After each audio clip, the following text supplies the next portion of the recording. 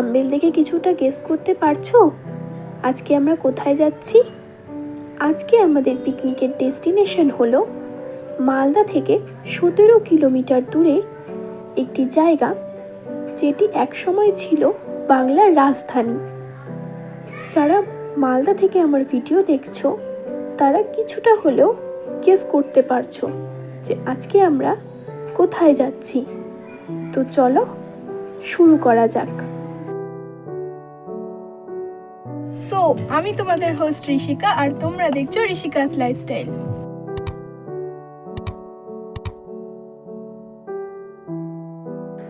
আজকে সকাল সকাল সবাই মিলে বেরিয়ে পড়েছি, আর সকালের দিকে যেহেতু বেশ অনেকটাই ঠান্ডা থাকে তাই একেবারে শীতের প্রিপারেশন নিয়েই বেরিয়েছি। তো চলো একবারে ওখানে গিয়ে দেখা হচ্ছে। আমরা এখন চলে এসেছি, এখন বাজে হচ্ছে 11:30 মতো। আমরা চলে এসেছি এখানে, আর আমাদের রান্নাবান্না শুরু হয়ে গেছে, মানে কাটাকুটি সব কমপ্লিট। এখন আমাদের রান্না বসবে। তো আমরা এসেছি, বলবো না, কিছুটা ওয়েট করো। আমরা ঘুরতে যাব এখান থেকে, পিকনিকের মাঝে মাঝে আমরা ঘুরতে যাব। তো এখানে অনেকে এসছে পিকনিক করতে, গান বাজনা হচ্ছে। প্লিজ বাইরের সাউন্ডগুলোকে একটু ইগনোর করো। আর এখন বলবো না, যাচ্ছি ঘুরতে, তো সেই জায়গাগুলো তোমাদের দেখাবো। জায়গাটা দেখে গেস করবে তোমরাই যে আমরা কোথায় এসেছি। তো ফার্স্টেই এলাম আমরা এই মিনারটি দেখার জন্য, যেটি মালদার গৌড়ে অবস্থিত। সাইফুদ্দিন ফিরোজ শাহ 1485 সালে এই মিনারটির নির্মাণ কার্য শুরু করেছিলেন। আমার এখানকার ইতিহাস নিয়ে সেরকম কোনো আইডিয়া নেই, তবে আমি যেটুকু জানি সেটুকুই তোমাদেরকে বললাম। দেখতে পাচ্ছ এখানে কত লোকের ভিড়। অনেকে দূর দূর থেকে এখানে আসে পিকনিক করার জন্য। তো এখন আমরা যাচ্ছি নেক্সট স্পট ভিজিট করার জন্য। আর পুরো ভিডিওটা দেখার পর মালদার গৌড় তোমাদের কেমন লাগলো অবশ্যই কমেন্ট করে জানিও।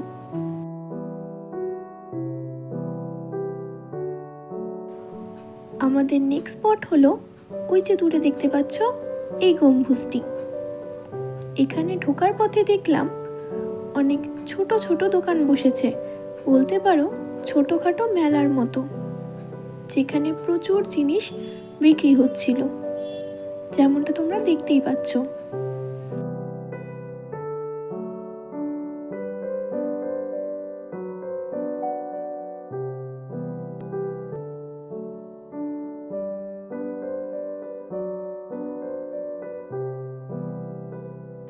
মেনলি এই গম্বুজটি চিকা মসজিদ নামে পরিচিত। ওই যে বললাম আমার এখানকার ইতিহাস নিয়ে সেরকম কোনো আইডিয়া নেই, তবে আমি এখানকার হিস্ট্রি তোমাদের ভিডিওতে দিয়ে দিলাম, তোমরা চাইলে পজ করে দেখে নিতে পারো। আমরা এখন এটার ভিতরে যাব, চলো যাই। এই যে দরজাটি দেখতে পাচ্ছ এটি সবসময় খোলা থাকে না, মানে তোমরা যেদিন আসবে ভাবছো সেই দিন এই দরজাটি হয়তো খোলা নাও থাকতে পারে।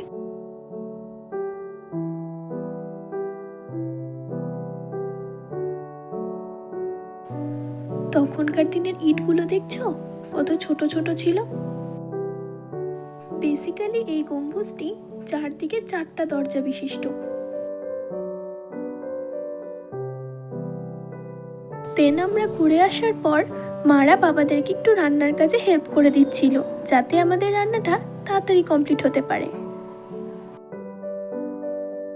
ততক্ষণে আমি আর বোন একটু কফি খেয়ে নিচ্ছিলাম। এখন বাজে 2:30 মতো, আর আমরা অলরেডি খেতে বসে পড়েছি। আজকের দুপুরে মেনুতে ছিল স্যালাড, মিক্সড পনির, সাথে ছিল ভেজ ডাল, যেটা বাড়ি থেকে তৈরি করে আনা হয়েছিল।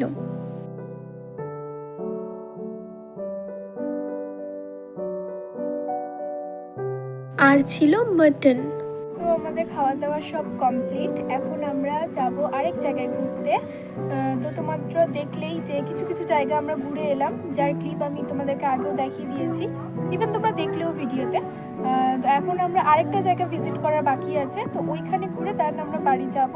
সো দেখতে থাকো নেক্সট পার্টে আমরা কোথায় যাই, মানে নেক্সট জায়গাটাতে আমরা কোথায় যাচ্ছি। তো আমাদের নেক্সট স্পট হলো এইটি, যেটি ফতে খানের সমাধি নামে পরিচিত।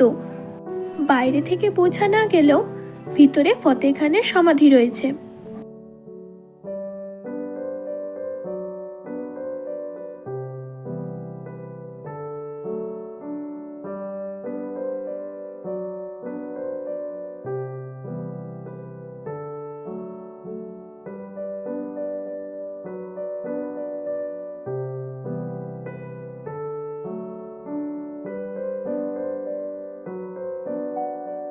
এইখানকার হিস্ট্রিও আমি তোমাদের ভিডিওতে দিয়ে দিলাম, তোমরা চাইলে পজ করে দেখে নিতে পারো।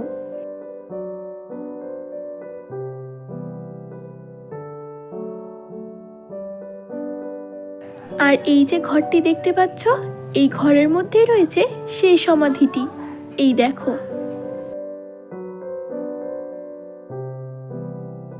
ঘরটির পিছন সাইডটা ছিল ঠিক এইরকম।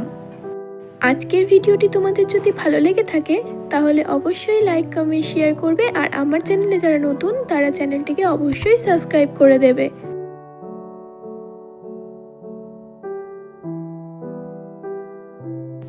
দেন আমরা এলাম এইখানে। এই জায়গাটির সাথে হয়তো অনেকেই পরিচিত। কেন বলো তো? কারণ এখানে টলিউডের বোঝে না সে বোঝে না মুভির শুটিং হয়েছিল।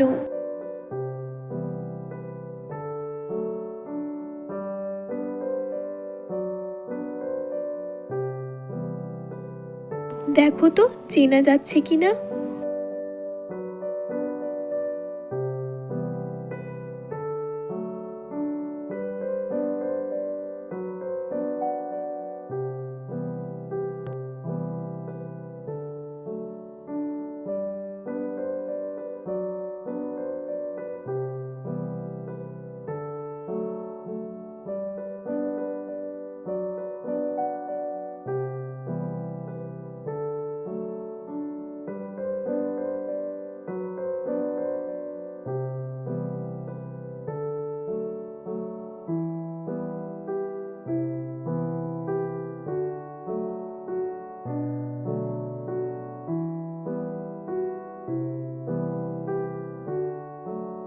এটি 12 দুয়ারি মসজিদ নামে পরিচিত, কারণ এই যে জায়গাটি দেখছো এইখানে টোটাল 12টি দরজা রয়েছে, তাই 12 দুয়ারি মসজিদ।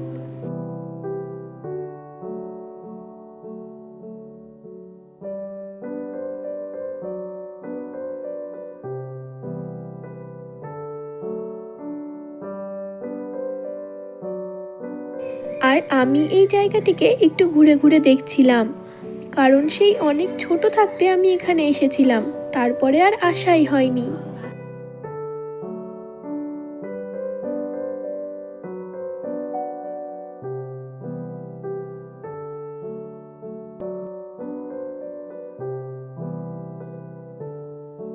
আজকে সারাদিনটা এইভাবে কাটিয়ে আমরা ব্যাক করে যাচ্ছিলাম।